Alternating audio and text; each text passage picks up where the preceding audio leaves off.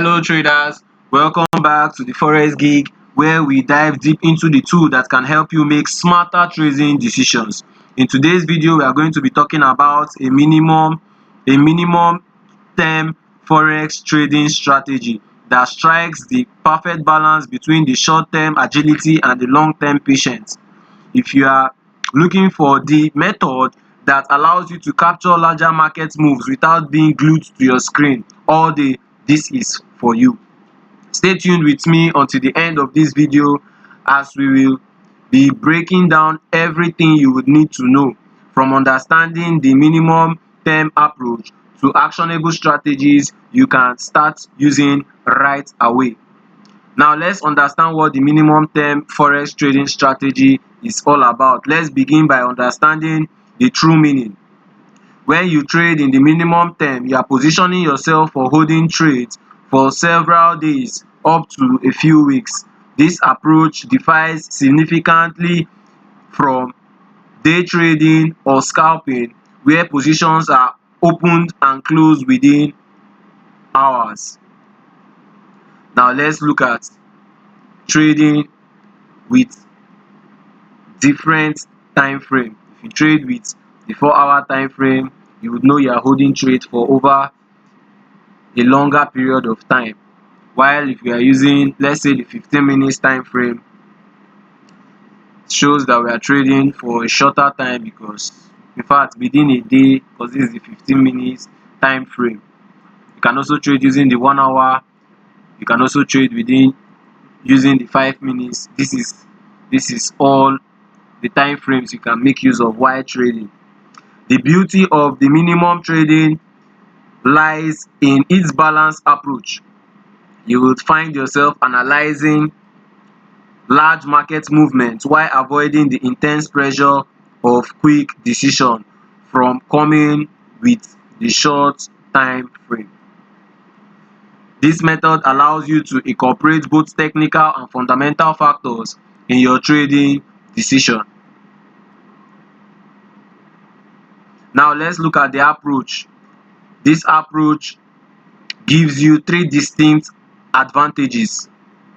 First, you would spend less time monitoring the market, reducing the emotional strain of constant chart watching. Number two, your transaction cost decreases significantly as you are trading less frequently. Thirdly, you would have the opportunity to capture larger price moves or larger price movements that develops over several days. Now let's look at, if you are trading on a higher time frame, let's say on the 4 hours, you have a potential, let's say you take a trade here, you have a potential of holding this trade for at least 3 days, 2 days, 4 days, and look at the potential here. You are banging minimum of 361 pips. Let's look at taking a trade on the 15 minutes. Taking a trade on the 15 minutes, let's assume we take a trade on the 15 minutes. Look at, we are banging at least 70 to 60 pips is what we are looking for. So this shows that the higher time frame has the ability to capture longer pips, longer or larger distances with longer pips. Understanding this time frame is crucial because it allows you to develop a more sustainable trading approach. You would have to time You have the time to analyze market condition thoroughly, plan your entries and your exits carefully, and manage your position with great precision. How to trade using the minimum term strategy. Now we understand the concept of the minimum term forex trading strategy. We have to dive into how we can trade using this strategy. This approach combines technical analysis, proper risk management, and a strategic planning to help you make informed decisions. Follow these steps to structure your trading effectively. The first step is to choose the right time frame. In the minimum term trading strategy, selecting the appropriate time frame for this strategy is important. So let's focus on the 4-hour or the daily chart. We have to focus on the 4-hour or the daily chart.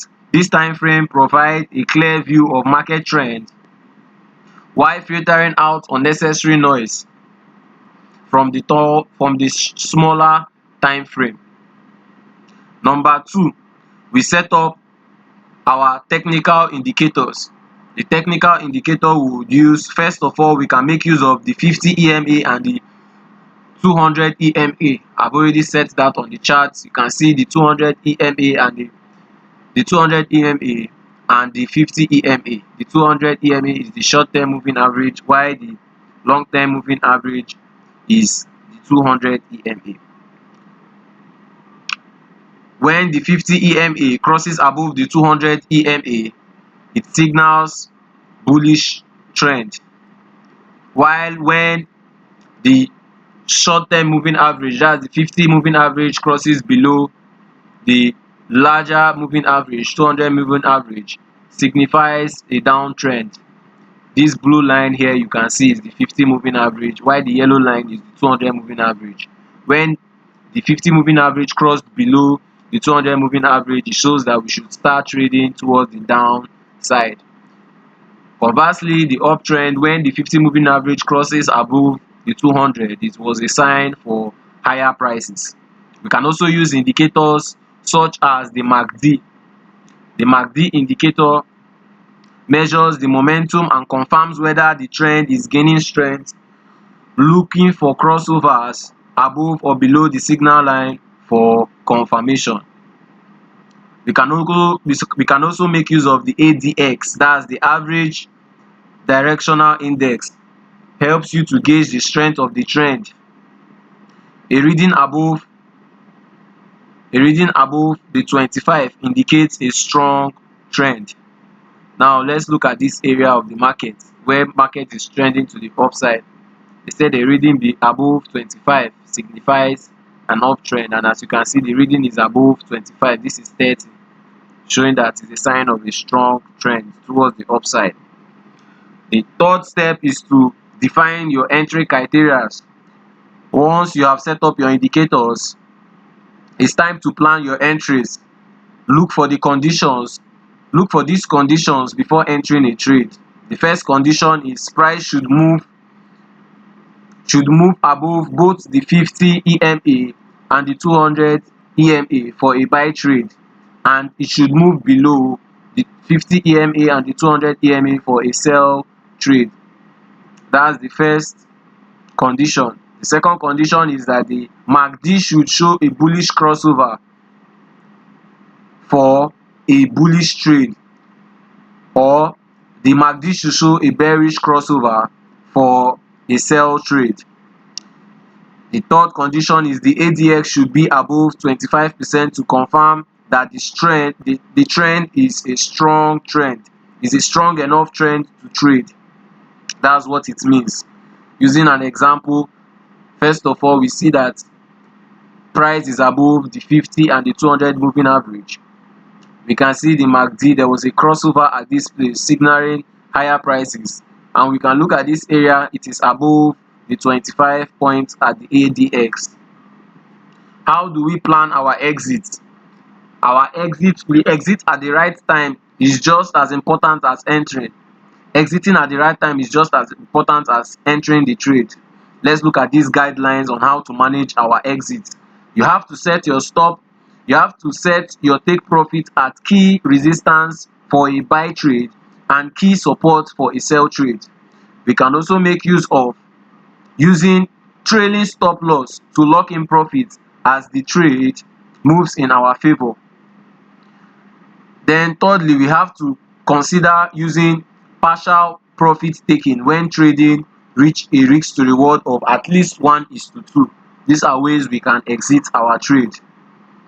So let's look at the example. In case we take a trade and we put our stop loss just below the recent swing high or swing low, we can exit the trade by taking 1:2.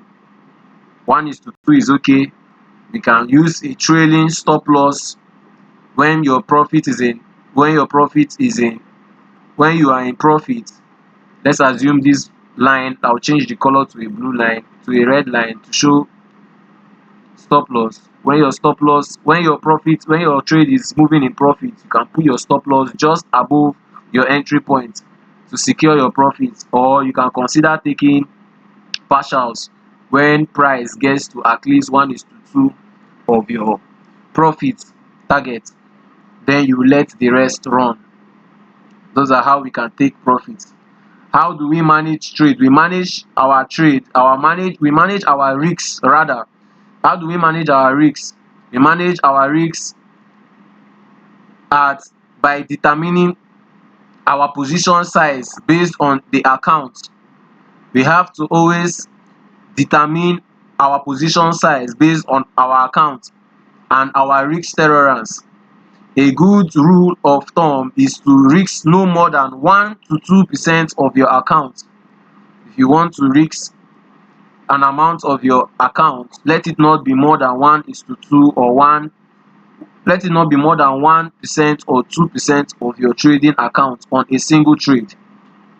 Let us always remember that we place our stop loss just below a recent swing low in case of a buy trade. Then you place your stop loss just above a swing high in case of a sell trade. You can place it above a swing high or a resistance point in case of a sell trade. Then you place it below a swing low or below support levels in case of a buy trade.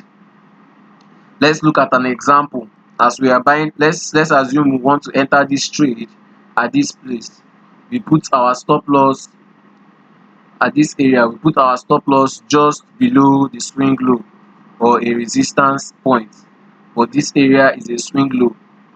Then if you want to sell your trade, if you are entering a sell position, let's assume we are entering a sell position at this area.